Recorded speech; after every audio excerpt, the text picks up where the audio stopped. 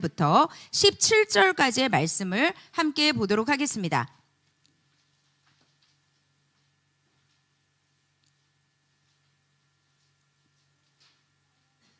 로마서 1장 1절부터 17절까지의 말씀 제가 읽고 여러분들이 읽고 마지막 절 다 같이 읽도록 하겠습니다. 제가 먼저 1절 읽습니다. 그리스도 예수의 종 바울은 사도로 부르심을 받아 하나님의 복음을 위해 따로 세움을 받았습니다.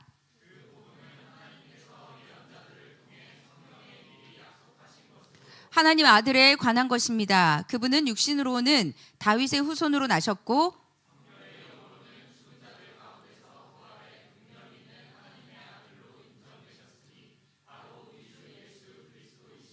우리가 예수 그리스도를 통해 은혜와 사도직을 받았으니 이는 그분의 이름을 위해 모든 이방 사람들이 믿고 순종하도록 하기 위해서입니다.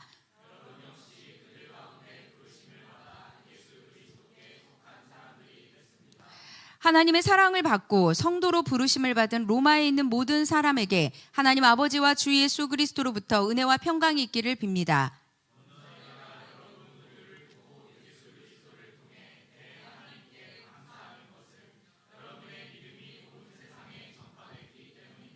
하나님의 아들의 복음 안에서 내 영으로 섬기는 하나님이 내 증인이신데 나는 항상 여러분을 기억하며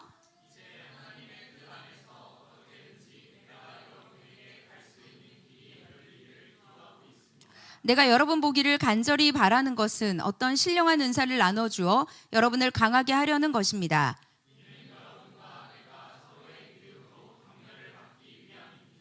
형제들이여 나는 여러분이 이 사실을 모르기를 원치 않습니다.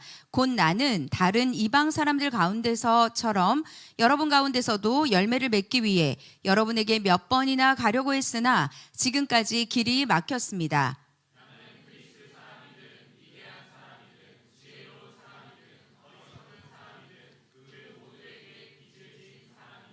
그러므로 나는 로마에 있는 여러분에게도 복음 전하기를 간절히 원합니다.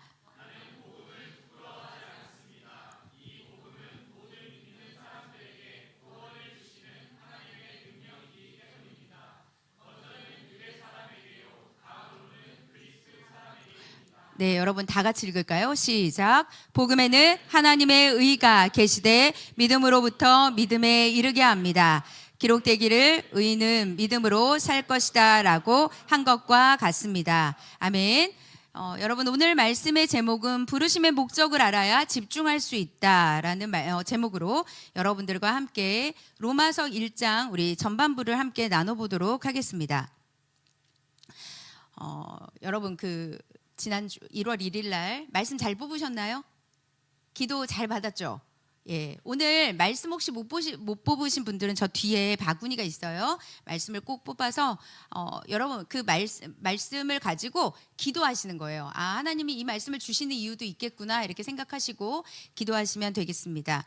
그리고 우리 기도 받으시면서 우리 지체들이 하나님께서 여러분들의 마음을 다 아신다는 것을 아마 느끼셨을 거예요. 그래서 이 기도 놓고서 기도하시고 여러분 그게 남의 이야기면 그냥 지나가는 거고 오늘 이것을 나에게 주신 말씀이라면 여러분들에게도 더 깊은 응답을 주실 것입니다. 그래서 그거 붙들고 꼭 기도하시기 바랍니다. 1월 1일 날 우리 이문미 선교사님이 그런 얘기했죠. 내가 좋아하는 사람은 이제 사도 바울이다 이렇게 얘기하셨는데 저도 그렇거든요. 저도 굉장히 좋아하는 믿음의 선배의 모습을 따라가고 싶은 그런 분이죠. 전 세계 선교의 시작이 사도 바울이라고 해도 과언이 아닙니다. 근데 사도 바울은 그 말씀을 보면 여러분 후진하는 게 없죠. 다 직진. 빌립보서 말씀 보면 표대를 향해서 나는 달려간다. 나는 하나님 앞에서 내가 하나님이 나에게 주시는 그 소망을 가지고 내가 나아간다라고 말씀하고 있습니다. 여러분 사도 바울을 보면 어떤 특징이 있냐? 어떤 일에 대해서 약간 집념이 있는 사람이라고 좀 볼 수가 있습니다. 어떤 일에 전념하는 사람, 집중하는 사람이라고 볼 수가 있죠. 여러분 한 가지 일에 집중하고 전념하는 사람들은 무엇이 돼도 되더라고요. 그래서 여러분 우리가 하나님 앞에서 우리의 인생 가운데서 우리가 무엇에 집중할 거냐? 하나님 앞에서 나는 어떤 사람이 될 거냐? 아까 우리 찬양의 가사 그 뒷부분에 보면 내게 믿음을 주소서 연약한 나의 마음을 돌보시고 주님께서 나를 지켜주시옵소서라는 그 찬양의 가사가 나왔잖아요. 여러분, 우리에게 지금 만약에 하나님이 너에게 한 가지 소원을, 내가 너에게 한 가지를 네가 구하는 것을 요구한다면 내가 들어주겠다라고 하면, 여러분, 우리는 이 한 가지 소망이 믿음이 되기를 소망합니다. 믿음으로 모든 것들이 이겨낼 수 있고, 믿음으로 모든 것들을 우리가 모든 것들을 완전히 쇠파하는 그런 역사를 이룰 수가 있거든요. 사도 바울이 마찬가지입니다. 오직 그 일에, 복음의 일에 전념했던 사람이었습니다. 그래서 1절에 보면 그리스도 예수의 종 바울은 사도로 부르심을 받아 하나님의 복음을 위해, 여기 포인트 부사가 뭐라고 나오냐, 따로, 나는 별도로 세움을 받았다, 이렇게 말씀하고 있어요. 우리말 성경보다 저는 더 좋은 건 개역개정 같은데요. 개역개정에서는 이렇게 말합니다. 나는 복음을 위해서 택정받았다, 선택받았다라고 말씀하고 있습니다. 다시 말해서 나는 복음 증거를 위해서 태어난 사람이다 라는 고백입니다. 사도 바울이 에베소 그 장로들하고 이제 에베소에서 계속해서 그 말씀을 전하시고 강론을 하시다가 에베소 교회를 떠나잖아요. 사도행전 20장에 보면은 그 사도 바울이 이렇게 마지막에 고백합니다. 나의 달려갈 길과 주 예수께 받은 사명, 곧 하나님의 은혜의 복음을 증언하는 사명을 위해서라면 내 생명을 조금도 아끼지 않겠습니다라고 선포하는 걸 볼 수 있습니다. 그러니까 여러분, 그러니까 복음에 완전히 몰입됐다고 볼 수가 있어요. 그러니까 완전히 복음에 미친 사람인 거죠. 근데 고린도후서 5장 13절에도 보면 우리가 미쳤어도 하나님을 위한 것이요 정신이 온전해도 여러분을 위한 것입니다. 우리가 미쳤어도 하나님을 위한 것. 여러분, 우리가 무엇에 만약에 미쳐 있다면 하나님을 위한 것이 되기를 소망합니다. 여러분들의 모든 모습이 오직 십자가의 말씀, 그 복음으로 사는 존재, 그 믿음에 대해서 여러분 사모하라는 뜻이에요. 그거에 대해서 갈망하라는 것입니다. 여러분, 갈망하는 무언가가 있어요. 간절한 소원이라고 하죠. 소원. 그 소원에 대해서 여러분들이 나는 정말 이걸 정말 이루고 싶다, 난 이것을 꼭 하고 싶다라는 것이 있다면 여러분, 사도 바울처럼 그것이 하나님을 위한 일이 되기를 바랍니다. 그러면 여러분, 왜 사도 바울은 오직 십자가와 복음을 위해서 사는 존재라고 했냐면, 오늘 8절을 한번 볼까요? 성경을 펴놓으시고 보세요. 8절에 보면 이렇게 말합니다. 먼저 내가 여러분 모두를 두고 예수 그리스도를 통해 내 하나님께 감사하는 것은 여러분의 믿음이 온 세상에 전파됐기 때문입니다 라고 했습니다. 여러분, 거기 보면 내 하나님께 감사하는 것은, 이 말이 무슨 말이냐면, 나의 감사 기도 제목은, 사도 바울의 감사 제목은 무엇이냐? 육체의 건강이 아니었어요. 사도 바울의 감사 제목은 진로의 형통함이 아니었거든요. 물질의 풍성함도 아니었습니다. 무엇이었냐? 로마에 있는 성도들의 믿음이 온 세상에 전파되는 것으로 인해서 감사했다. 로마 교회는 여러분 사도 바울이 세운 교회가 아닙니다. 이미 사도 바울이 이 서신을 보내기 전에 로마 곳곳에 굉장히 많은 교회들이 있었거든요. 그런데 하나님 앞에 감사 제목이, 로마에 있는 성도들이 그들의 믿음이 온 세상에 전파되고 있는 것들, 하나님 너무나도 감사합니다, 이 고백을 했다는 것입니다.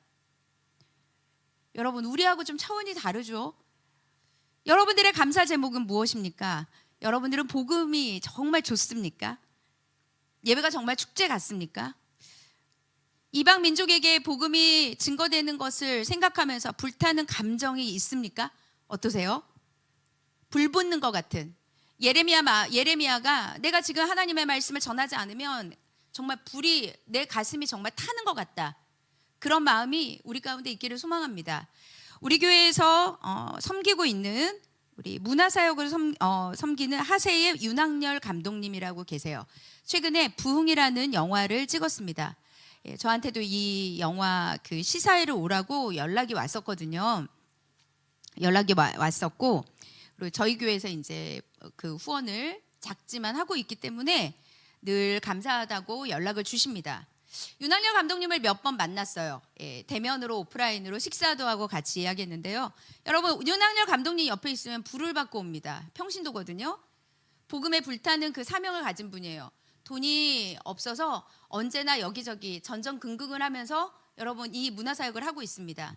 한때는 너무너무 잘 나갔던 영화 감독이었는데 하나님을 만나고 그리고 이 사명에 완전히 자신을 정말 집어넣어서 영혼을 갈아 넣는 그런 사역을 하고 있습니다. 그래서 최근에 영화도 나오고 또 책도 나오고 있죠. 그래서 롬파리팔이라는 그 유튜브 채널이 있어요.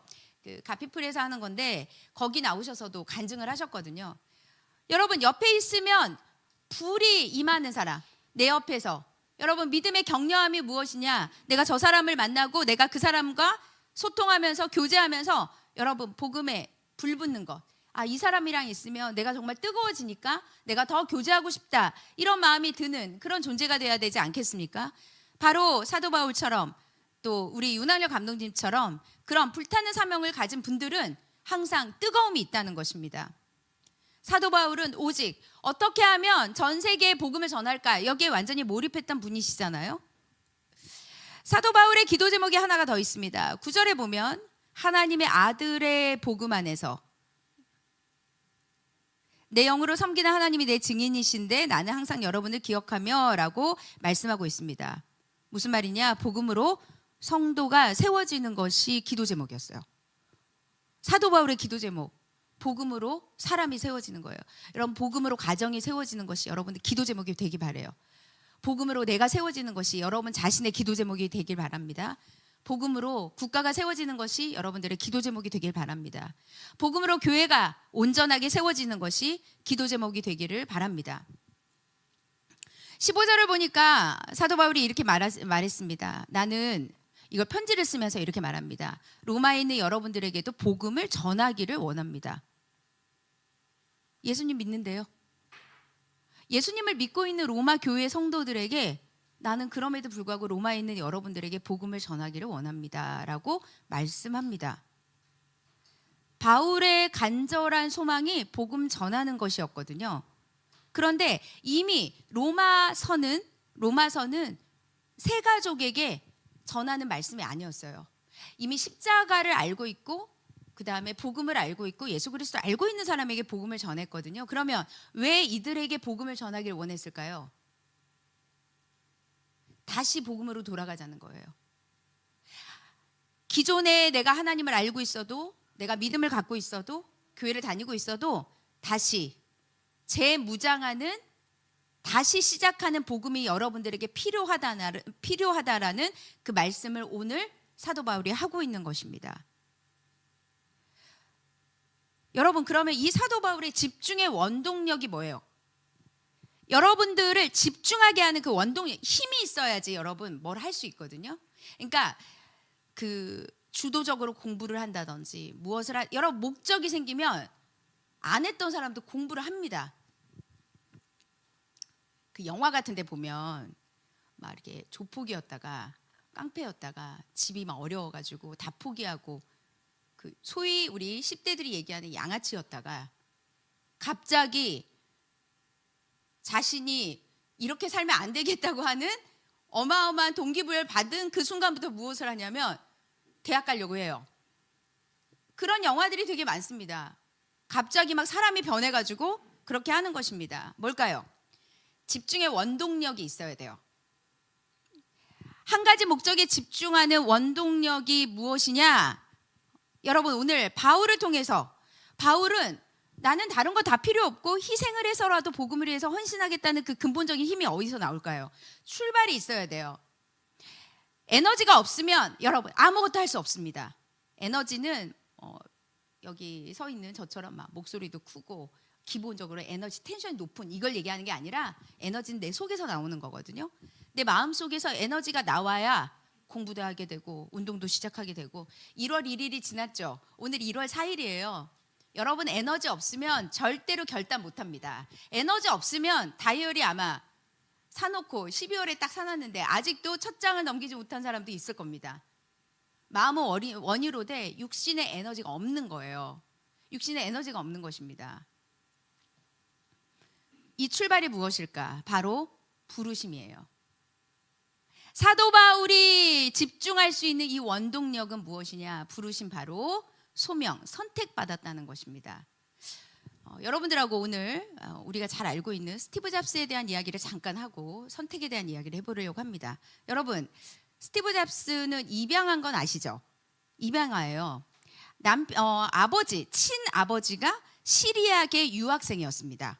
시리아계 이제 유학생이었고, 어머니는 미국 이제 여대생, 그러니까 아주 젊은 시절에 유학생과 여대생이 만나서 결혼을 해서 난 사람이 스티브 잡스였어요. 그런데 이 두 사람이 도저히 이 잡스를 키울 수가 없는 것입니다. 키울 수가 없어서 이 친부하고 친모하고 입양을 하는 조건자를 찾기 시작해요. 본인이 키울 수가 없으니까. 그런데 이제 이 엄마, 정통 미국인의 피를 가지고 있는 이 엄마가 이 입양을 하면서 모르겠어요. 남편에 대한 약간 마음에 서운함이 있었는지 남편에 대한 미움이 있었는지 모르겠는데 이렇게 얘기했어요. 그 입양 서류를 가지고 있는 그곳에다 얘기합니다. 시리아 사람이랑은 절대 결혼하면 안 된다라는 게 조건이었어요. 그 입양 조건이 무엇이냐? 시리아 사람이랑 결혼하면 안 되고 이게 이제 조건이었고, 그 다음에 입양 가는 집의 그 조건이 부모가 반드시 대학을 나와야 된다. 그리고 이 아들에게도 반드시 대학을 보내야 된다는 게 조건이었습니다. 그래서 여러분, 이 스티브 잡스 이야기 나중에 한번 1화간 한번 읽어보세요. 되게 재미있는 부분이 많거든요. 조건이 맞는 집을 찾았어요. 찾았는데 그 집이 어떤 집이었냐? 변호사였습니다. 스티브 잡스가 가려고 했던 그 집이. 그래서 가려고 딱 봤더니 이 잡스가 남자아이라는 걸 몰랐던 거예요. 이 변호사가 원했던 사람은 누구냐? 여자아이를 입양하기를 원했거든요.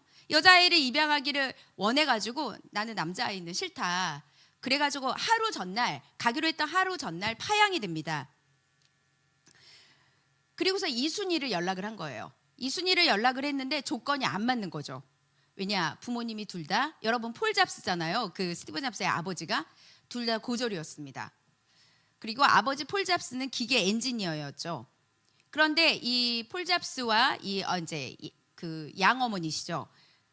이렇게 얘기합니다. 우리가 대학을 못 나왔지만 이 아이를 잘 키울 거고 반드시 대학을 보낼 겁니다. 이 약속을 믿고 입양을 해달라라고 해서 입양을 합니다.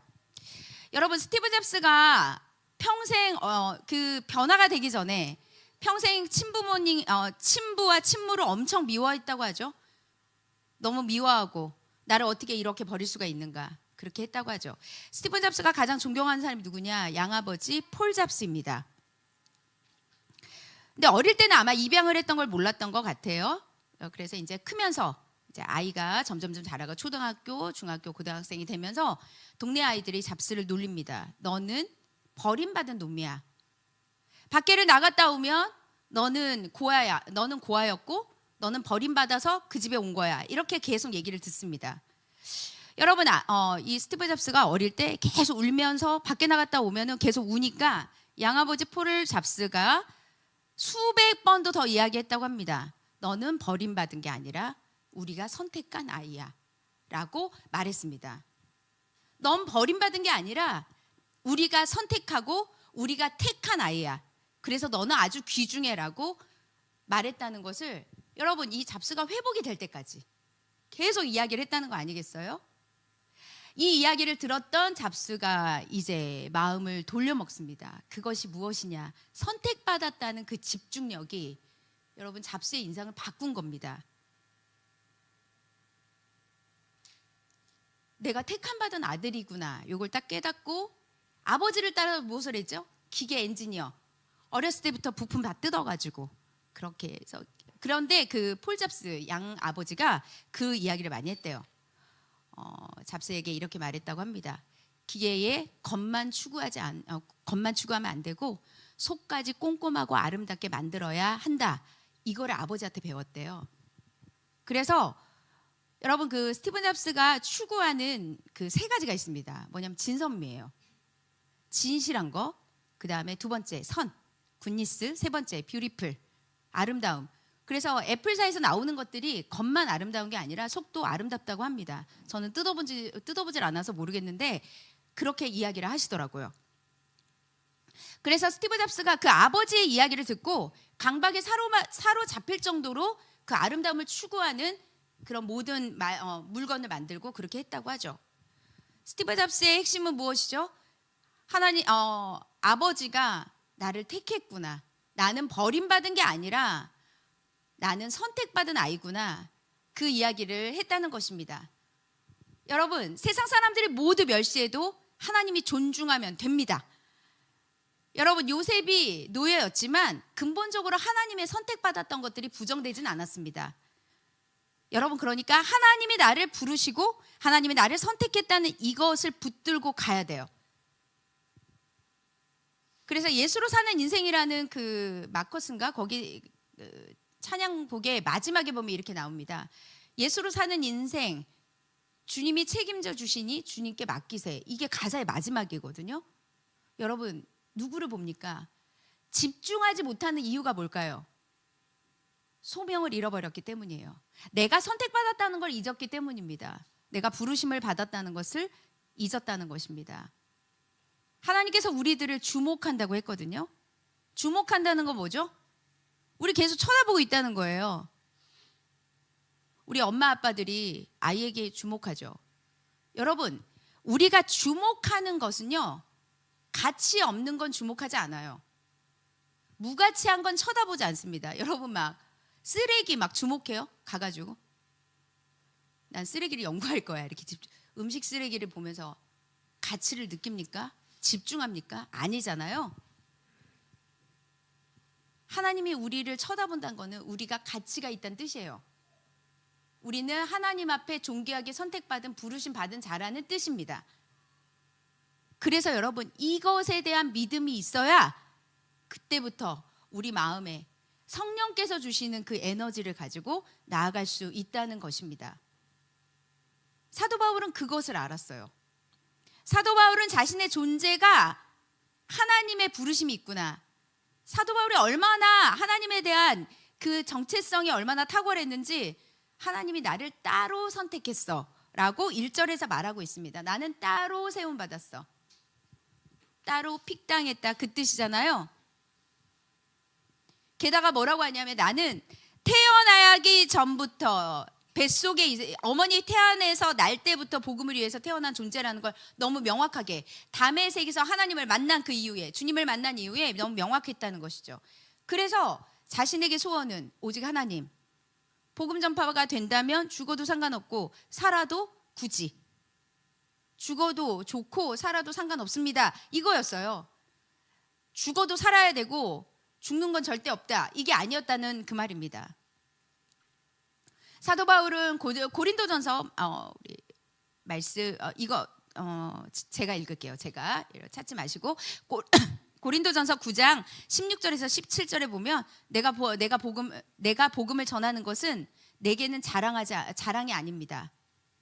꼭 해야 되는 일이기 때문에 합니다. 내가 복음을 전하지 않는다면 내게 화가 미칠 것입니다. 그러나 내가 자원해서 이 일을 행한다면 내게 상이 있을 것입니다. 하지만 자원해서 하지 않는 일이 아니라 할지라도 내게는 직무로 맡겨진 일입니다. 그러니까 상을 받든지 안 받든지 난 이 일을 하겠다.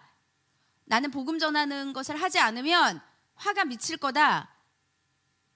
이것을 고백하고 있습니다. 하나님은 우리를, 여러분, 왜 이 땅에 존재하게 했을까요? 왜 우리를 부르셨죠?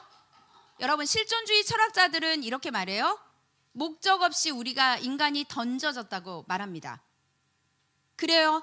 실존 철학자들처럼 목적 없이 의미 없이 던져졌습니까? 실수로 태어난 거예요? 결코 그럴 수 없습니다. 하나님 안에서 그런 일은 없습니다. 하나님이 우리를 부르신 목적, 바로 예수 그리스도의 피 묻은 복음을 증거하는 것입니다. 이것은 성도를 구원하신 목적이기도 합니다. 우리를 교회로 부르신 목적이기도 합니다. 왜 이 땅에 남겨두셨죠? 우리를 목적이 있기 때문에. 그러니까 여러분, 무기력이 오고 에너지가 없다면 목적이 없는 거예요. 목적을 잃어버린 거죠. 정확하게 말하면. 여러분, 해야 할 일이 있고 하고 싶은 일이 있다면 우리의 삶은 결코 무의미하지 않습니다. 허무하지 않은 거예요. 그래서 여러분, 죽는 그날까지 허무한 인생을 살지 않는 사람들은 어떤 특징이 있냐면 목적이 있는 거예요. 나이가 100세가 되고 120세가 돼도 상관없습니다. 목적이 있으면 그것으로 나의 기력이 연약해져도 사람을 살리거나 내 옆에 있는 사람을 믿음으로 격려하거나 그 분명 무엇을 한다는 것입니다. 그래서 여러분 목적을 발견해야 인생을 던지게 되는 것이죠.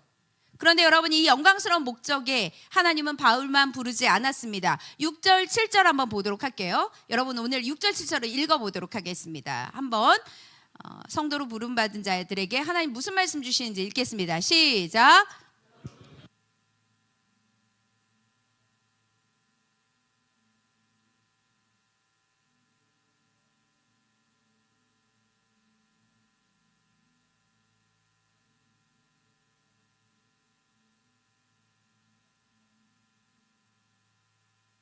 아멘. 이 영광스러운 부르심 바울에게만 있는 것이 아니라 성도, 그러니까 나도 여러분들에게 다 포함이 된다는 것입니다. 왜 불렀을까요? 죽어가는 영혼을 살려야 되기 때문에. 복음을 전하고 말씀을 전하고 노방전도를 하고 선교를 나가고 가정사역을 하고 어떤 사역을 해도 여러분 자녀에게, 우리 유아 세례 때 그 얘기했죠. 아이들은 무엇이냐? 엄마 아빠가 이 아이들에게 복음을 전해야 되는 사명이 있다는 말씀을 전한 적이 있습니다. 아이들이 무엇을 알죠? 아직 몰라요. 아이들에게 복음을 전해야 되는 건 모든 부모에게 있다는 것입니다. 가정이든 교회든 우리가 만나는 모든 사람들에게 죽어가는 영혼들을 살리기 위해서 우리가 복음을 전하는 것. 예수님께서 그래서 하늘과 땅의 모든 권세가 나에게 있는데 내가 너희와 함께 할 것이니 너희들이 모든 민족을 제자를 삼아라, 이렇게 말씀하고 있지 않습니까? 그런데 여러분 질문을 하나 할 게 있어요. 여기서 이제 고민을 해야 돼요. 자, 그러면 성도에게 이런 부르심 충분합니까? 어때요? 소명 의식만 가지고, 부르심의 의식만 가지고 다 됩니까? 아니에요. 한 걸음을 더 가야 돼. 한 걸음을. 자, 무엇이냐? 바로 복음의 능력을 경험하는 것이 중요하다고 오늘 말씀하고 있습니다. 16절, 17절 오늘 말씀 마지막 두 절입니다. 우리 요 말씀 한 번 더 읽도록 할게요. 16, 17절입니다. 시작.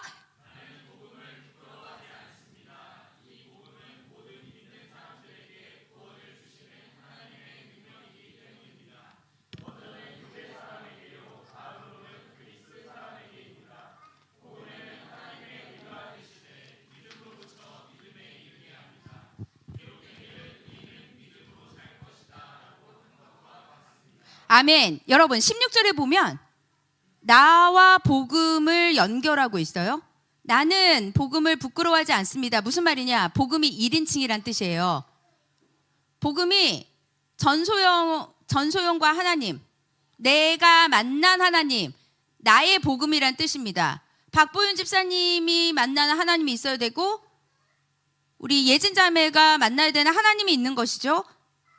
그래서 이것보다 더 정확하게 나오는 것이 로마서 16장 25절에 보면 나의 복음과 예수 그리스도를 전파함은 이렇게 나옵니다. 나의 복음. 여러분, 나의 복음이 무엇이죠? 나의 복음.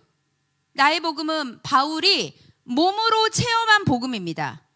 복음에 대해서 삶으로 이미 능력이라는 걸 검증했던 복음이라는 뜻이에요. 내가 전하는 복음이 말뿐이 아니라 이 영광된 복음이 나를 변화시켰다. 사도 바울 변화됐잖아요. 다메섹에서 변화가 됐잖아요. 내 속에서 역사하는 복음이라는 고백이에요. 내가 생명 걸고 확신하는 복음이고 내가 체험한 복음이다 라고 지금 고백하고 있습니다. 하나님 앞에 우리가 목적의 부르심만 가지고, 소명감 부르심만 가지고 되는 게 아니라 나의 복음이 필요하다는 것입니다. 여러분, 복음 증거에서 제일 맥 빠지는 게 뭔지 아세요? 여러분, 우리를 힘 빠지게 하는 게 뭔지 아십니까? 복음에 대해서 남의 이야기처럼 하는 거예요. 나의 이야기가 아니라 남의 이야기입니다. 예수님의 제자들도 예수님하고 같이 있으면서도 항상 남의 이야기를 했어요. 예수님이 제자들에게 물어보죠. 사람들이 나를 뭐라고 하느냐? 그랬더니 제자들이 뭐라고 그래요? 선지자라고 하기도 하고 뭐 엘리야라고 하는 사람들도 있고 뭐 더러는 그러합니다. 예수님이 뭐라고 하죠? 답답하니까. 그 말 말고 너희는 나를 누구라 하느냐? 너는. 그때 여러분 베드로가 뭐죠? 주는 그리스도시요 살아계신 하나님의 아들입니다. 그랬더니 예수님이 너무 기뻐하셨잖아요. 주님은 여러분 남의 고백을 듣기 원하지 않아요. 나의 고백을 듣기를 원하시는 것입니다. 여러분들은 이제 이 말의 주인인지 아니면 그 뒤에 내용이 나의 것인지 한번 보세요. 사람들이 복음에 확신이 없잖아요. 그럼 이렇게 얘기합니다. 예수님 믿으면 구원 받는다고 합디다.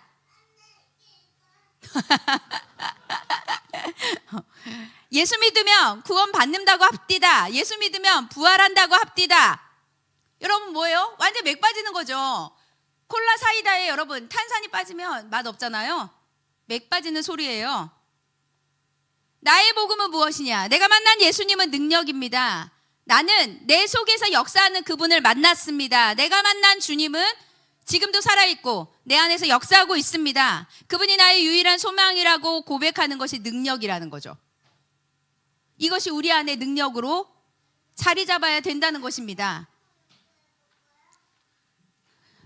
뭐라고요? 못 들었어. 나 지금 집중하느라고. 네. 복음을 전하는 두 가지 방법이 있습니다. 요거 전하고 요 뒤에 이야기를 조금 더 할게요. 여러분, 복음을 전하는 두 가지 방법이 있거든요. 하나는 말로만 전하는 복음이 있고요. 두 번째는 내 속에서 체험된 걸 전하는 것이 있어요.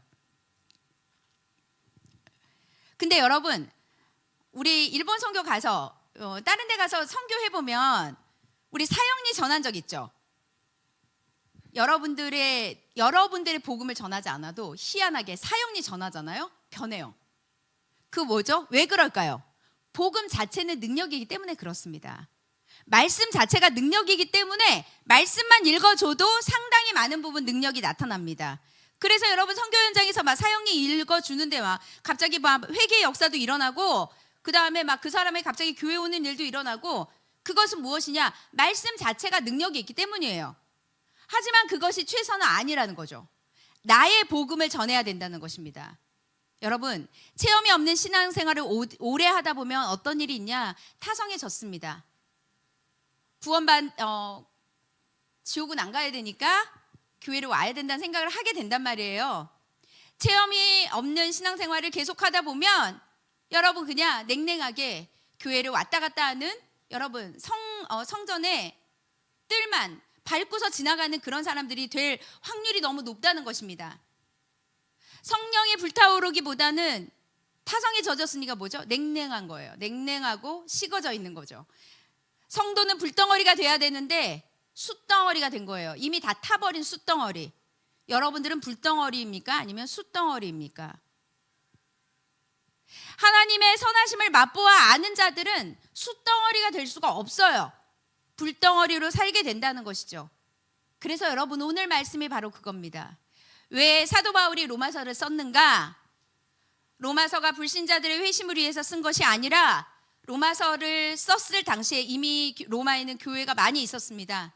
이 서신을 받는 많은 사람들은 이미 성도였습니다. 이미 예수 그리스도의 십자가로 말미암아 구원을 받았던 사람들이었습니다. 그런데 여러분 왜 그들에게 다시 복음을 듣게 했고 전했을까요? 그 이유는 믿음의 감격과 믿음의 열정을 잃어버린 로마의 성도들에게 복음의 불을 붙이기 위해서였어요.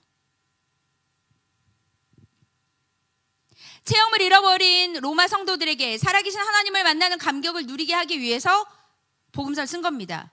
에베소 교회의 성도들처럼 첫사랑을 회복하게 하기 위해서 로마서를 쓴 것입니다.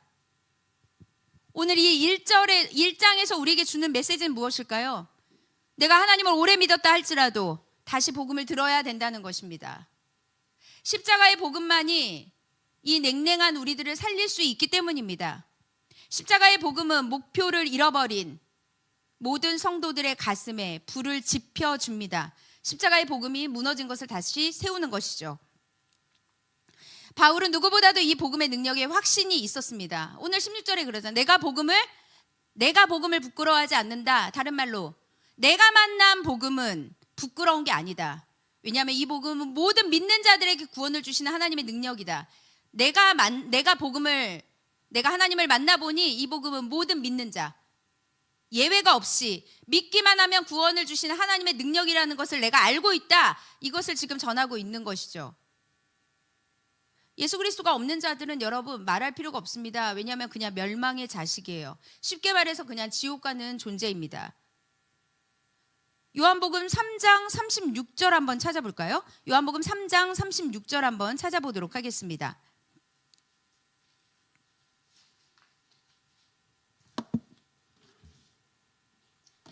한번 읽어보도록 하겠습니다. 시작.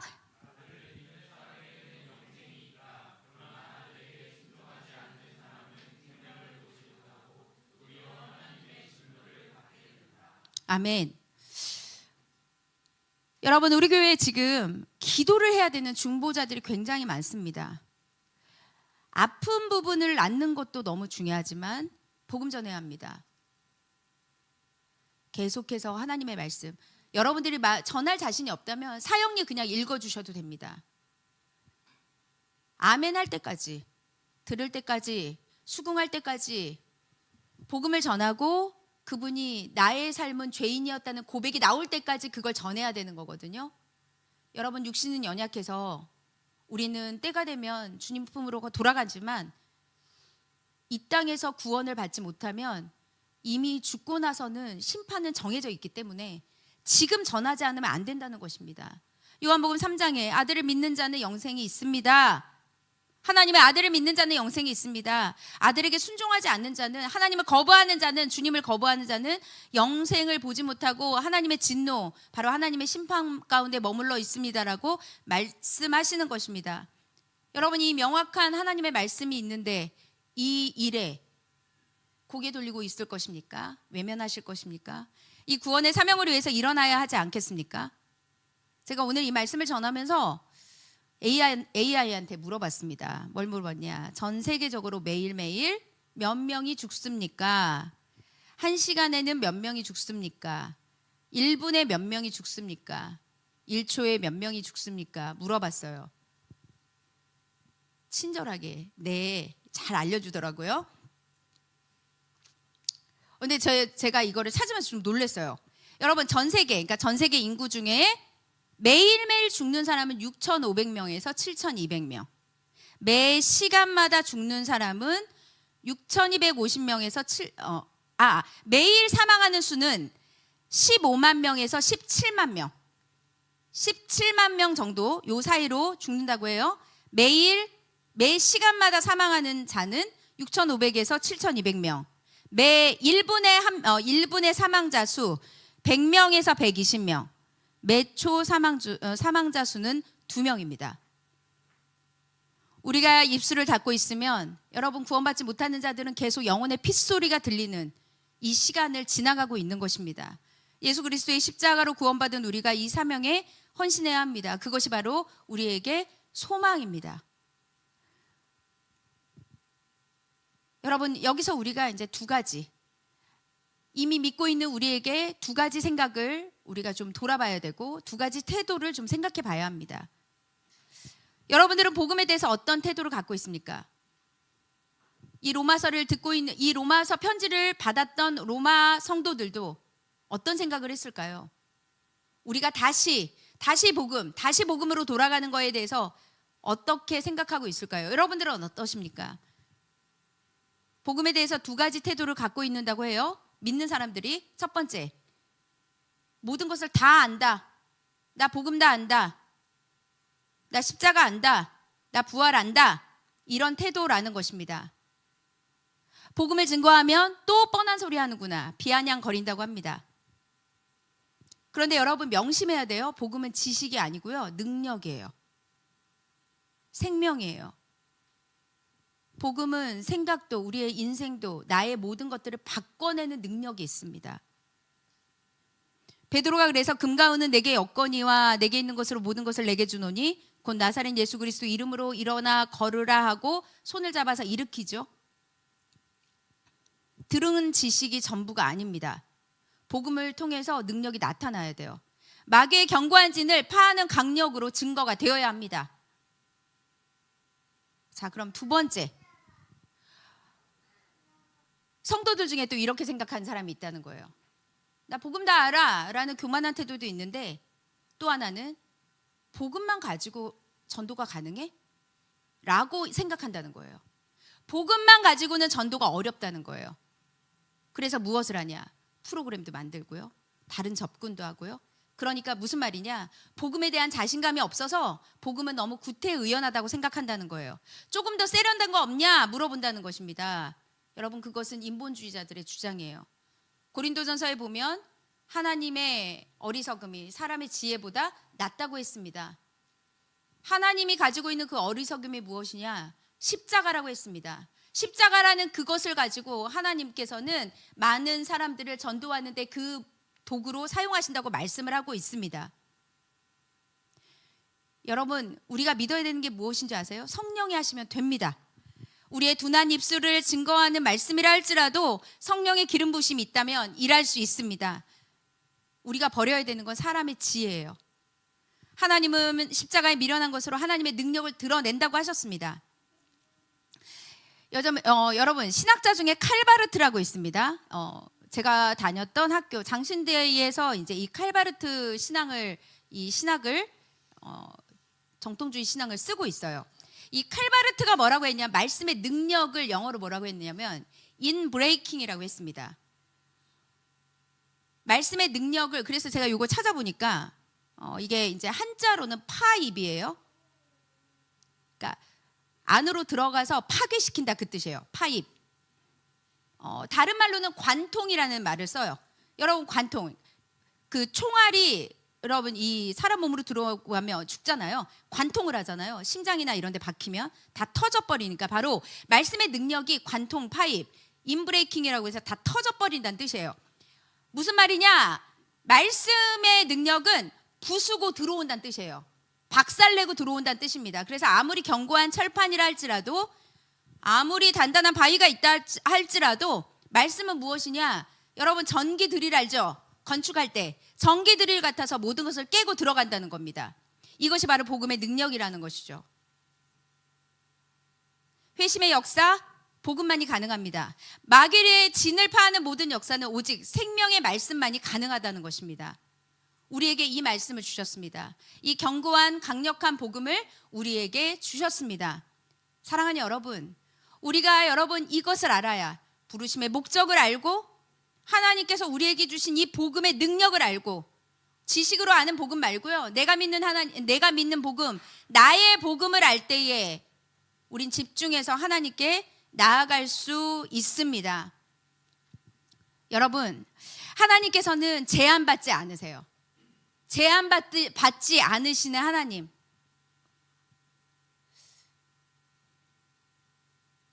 한계에 놓였을 때도 여러분, 하나님은 지장 없습니다. 하나님이 일하시는 것은 지장이 없습니다. 여러분, 신앙이 뭔지 아세요? 나 중심에서 하나님 중심으로 옮기는 거예요. 선악과는 뭐예요? 하나님 중심에서 나 중심으로 옮긴 거잖아요. 맞죠? 선악과는 원래 우리는 하나님 중심이었어요. 근데 선악과는 내 생각, 내가 보는 것, 내 의견, 나의 경험으로 나의 중심으로 옮겨버렸죠. 나 중심은 하나님을 굉장히 제한해요. 하나님에 대한 능력을 체험할 수가 없습니다. 하나님 중심은 하나님의 영광을 맛볼 수 있습니다. 여러분, 오늘 말씀을 좀 정리하면서 기도하는 시간을 좀 가지려고 해요. 여러분, 요즘에 아모스 말씀 전하고 있잖아요. 아모스 말씀. 아모스 선지자가 썼던 그 말씀은 누구를 향한 거였냐면 북이스라엘 여로보암 2세를 향해서 했던 말씀이었어요. 아모스의 그 예언서는 바로 응징을 하신다는 게 아니라, 너희들이 하나님의 말씀을 지키지 않았을 때 내가 너희들에게 다른 대적들을 통해서 너희들을 심판하겠다는 그 말씀이었잖아요. 아모스가 북이스라엘의 그 시절에 복음을 전했을 때 북이스라엘 여로보암 2세 때 움직였던 선지자가 있습니다. 성경에 누구냐면 요나예요. 요나가 니느웨에 가서 복음을 전하는 거였잖아요. 여러분, 잘 기억하셔야 됩니다. 니느웨는 여러분 얼마나 지독한 민족인데요. 혀를 다 뽑고요, 아주 눈을 다 뽑아가지고 여러분 막 철로 다 꿰매가지고 질질질 끌고 갔거든요. 그 그 아주 잔인한 것은 이루 말할 수가 없습니다. 그 역사적인 그 책을 보면 아수르는 정말 너무너무 무서운 민족이거든요. 근데 여러분, 왜 하나님께서 요나에게 니느웨에 가서 복음을 전해라고 했냐면 그 당시에 니느웨가 굉장히 국가가 약화되어 있는 상황이었어요. 무슨 말이냐? 북이스라엘은 훨씬 융성했고 아수르는 약화되었던 시절이었습니다. 이스라엘은 형통했고 아수르는 고난을 당하고 있던 때였죠. 약해져 있으니까 하나님께서 요나를 통해서 그 나라에 가서 니느웨, 아수르 제국의 수도가 니느웨잖아요. 니느웨에 가서 복음을 전하라고 한 것입니다. 여러분, 우리 하나님께서 우리에게 실패를 줄 때가 있습니다. 여기서 실패를 좋아하는 사람 누가 있어요? 실패하는 사람들이 열심히 안 살아서 실패하는 게 아니에요. 다 열심히 삽니다. 그런데 실패가 은혜가 되고 고난이 은혜가 되고 안 되는 것이 은혜가 되는 것이 왜 그런 줄 아세요, 여러분? 바로 지금 하나님을 만날 때이기 때문입니다. 구원받을 때이기 때문에 그래요. 여러분, 지금 많이 약합니까? 상황이 어렵습니까? 하나님께서 부르셔서 일하시고 역사하시면 모든 것이 가능합니다. 여러분, 하나님이 우리를 불렀잖아요. 여기에 여러분 포커스를 꼭 맞추셔야 돼요. 왜냐? 하나님께서 우리를 부르시면 우리가 하나님을 찾잖아요. 여러분, 우리가 하나님에 대해서 오해하는 거, 기도해야 됩니다 그러면 하나님을 설득하란 말이 아니에요. 우리 하나님은 설득을 당하지도 않지만 다 아세요. 다 아십니다. 하나님께 설명할 필요도 없어요. 하나님께 설득할 필요도 없습니다. 하나님 우리 부르셔서 우리를 주목하고 계시고 눈동자처럼 지켜보시고 우리가 아무것도 아닌 존재, 가치 없는 존재, 쓰레기 같은 존재라면 주님께서 우리를 주목하시겠습니까? 주목하신다는 것은 알고 계신다는 뜻이에요. 주님께서 원하시는 것은 이제 너의 힘을 빼고 내가 너에게, 너의 가정에 내가 지금 어려움을 줬다. 너의 상황 가운데서 어떤 사람에게 돈으로 어려움을 줄 수도 있습니다. 어려우면 여러분 하나님이 버리신 게 아니라요. 하나님이 일하시는 때입니다. 하나님이 지금은 은혜 받을 때, 지금은 구원의 날이다. 고린도후서 6장 2절 말씀처럼 하나님 우리에게 그렇게 주신다는 거예요. 로마서 말씀을 준비하면서 올해 여러분들과 함께 복음을 가지고 우리가 얼마나 은혜로운 존재인지를 여러분들과 함께 나누기를 소망합니다. 그러면 여러분 안 바뀔 수 없어요. 주님이 여러분들을 부르시는 그 손을 놓지 마시고 주님께 나아가시길 바랍니다. 그럴 때 하나님께서 우리에게 은혜 주실 것입니다. 부르심의 목적을 알아야 나아갈 수 있습니다. 부르심의 목적을 알아야 집중할 수 있습니다. 부르심의 목적을 알아야 힘받고 그 다음부터 표대를 향해서 나아갈 수 있습니다. 여러분, 오늘 이 말씀을 붙들고 하나님 앞에 우리 기도하는 시간 갖도록 하겠습니다. 자리에서 일어나도록 하겠습니다. 우리 하나님의 부르심 우리 찬양하고 우리 싱어들 다 나와서 함께 찬양 부르시면 좋겠습니다. 우리 여기는 좀 불을 꺼주시면 좋겠습니다. 같이 기도할게요.